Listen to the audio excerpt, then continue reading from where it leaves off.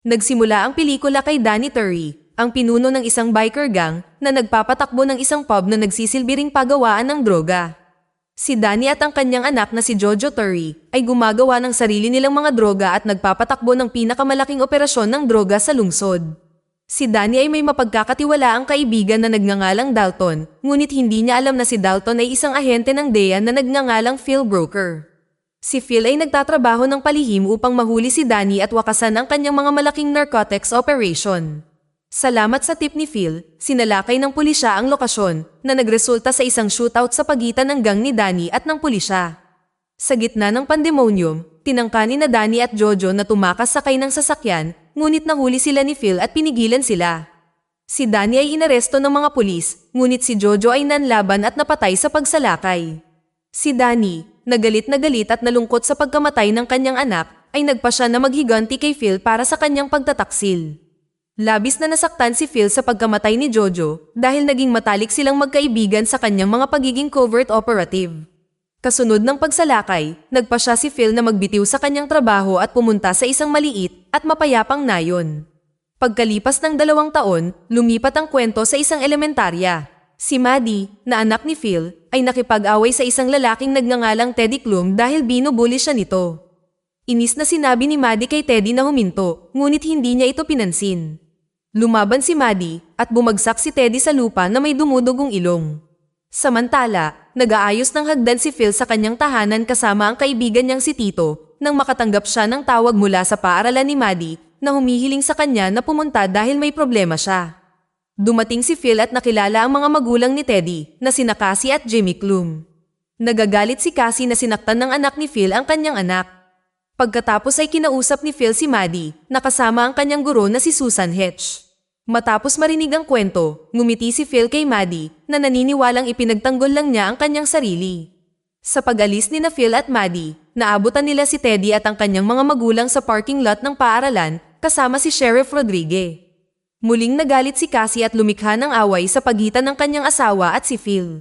Madaling nanalo si Phil sa laban na ito at pinutol ng sheriff na si Rodriguez ang laban at inutusan ang lahat na umalis.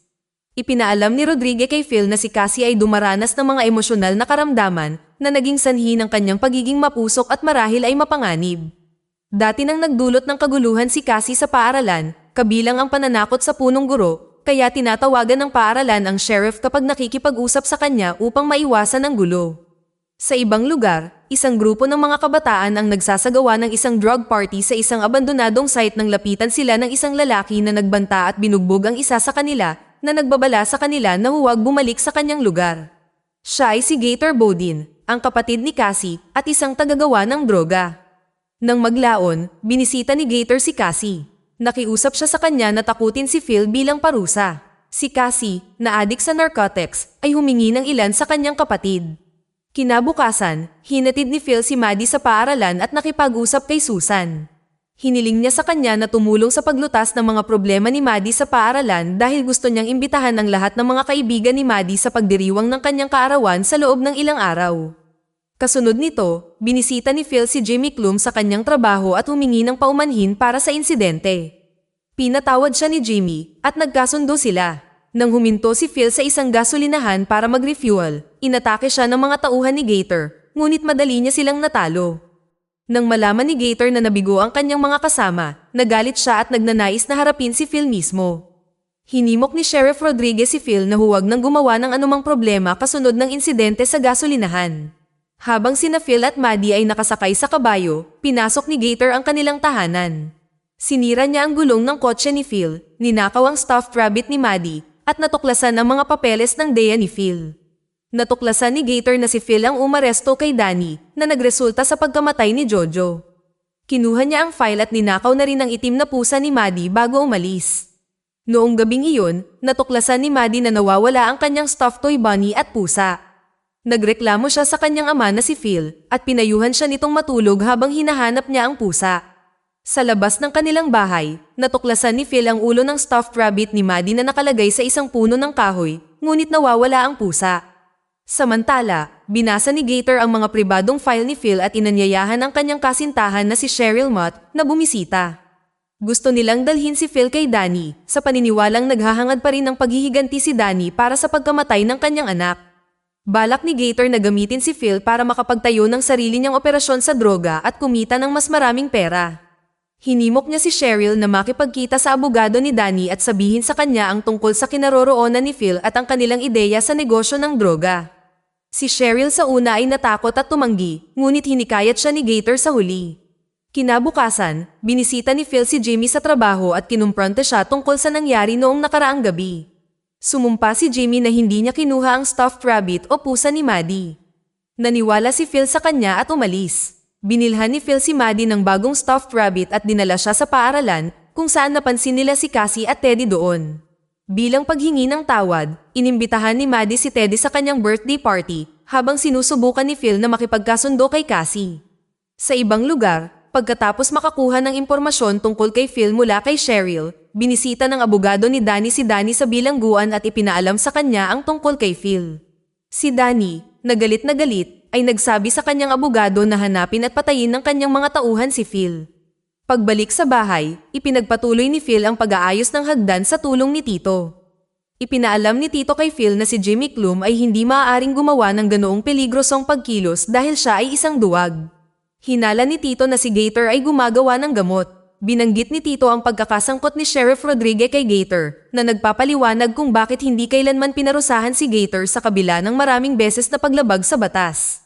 Ang pagdiriwang ng kaarawan ni Maddie ay naganap makalipas ang ilang araw.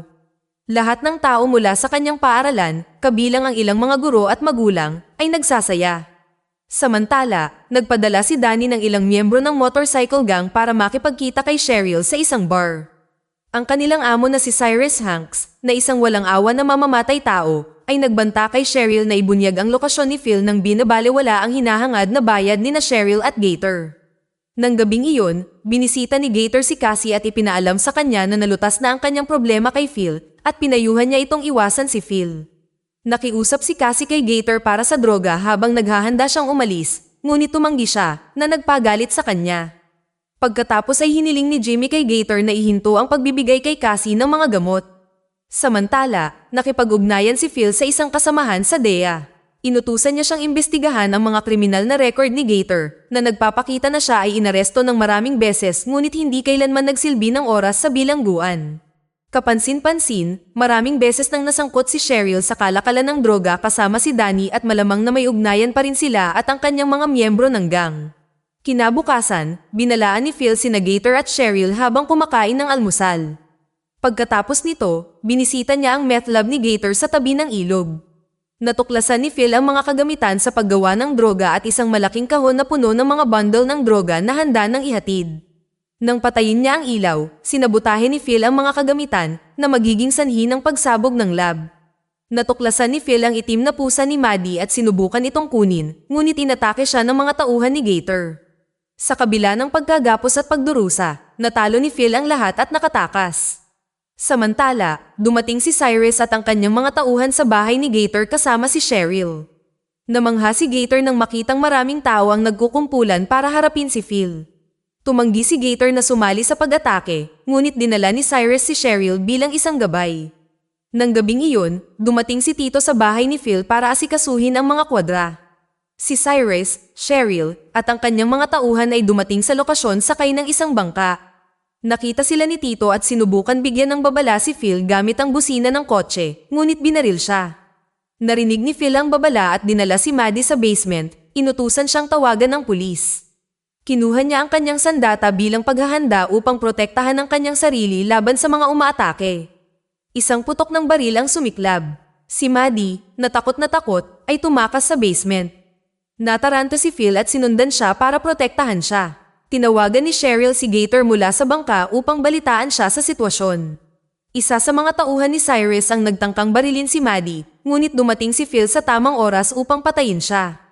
Inatake ni Cyrus si Phil nang siya ay handa nang umalis kasama ang kanyang anak na babae. Nagkaroon sila ng matinding laban at tuluyang napatay ni Phil si Cyrus. Tumakbo si Maddie sa kakahuyan at nahanap si Cheryl na pinilit siyang sumakay sa isang bangka. Ikinulong ni Cheryl si Maddie sa ibabang kubyerta at umalis kaagad bago dumating si Phil sa pier. Pagdating ni Phil sa bahay, nandoon na ang mga pulis.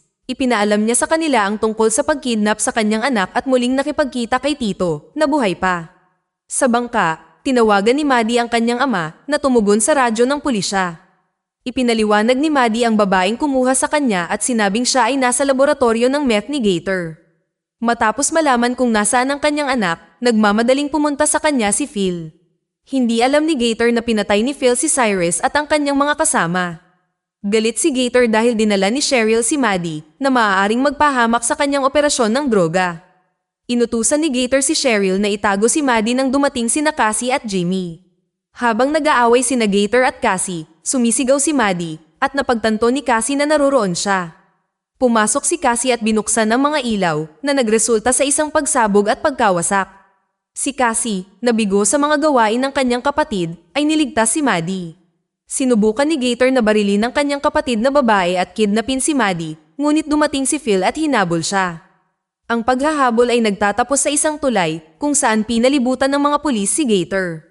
Habang tinatangka ni Gator na barilin si Phil, si Sheriff Rodriguez ay nagpaputok ng babala na nakagambala sa kanya.